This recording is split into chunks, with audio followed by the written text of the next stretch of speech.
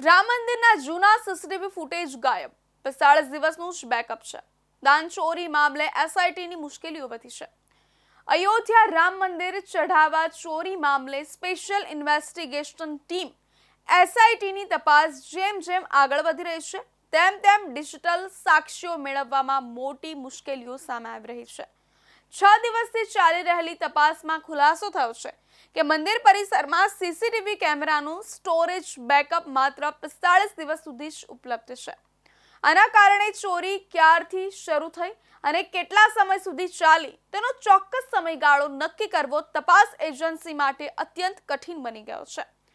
એસઆઈટીની પ્રાથમિક તપાસ દરમિયાન જાણવા મળ્યું છે કે મંદિરના ડિજિટલ સર્વરમાં 45 દિવસથી જૂની ફૂટેજ આપમેળે જ ડિલીટ થઈ જતી હતી.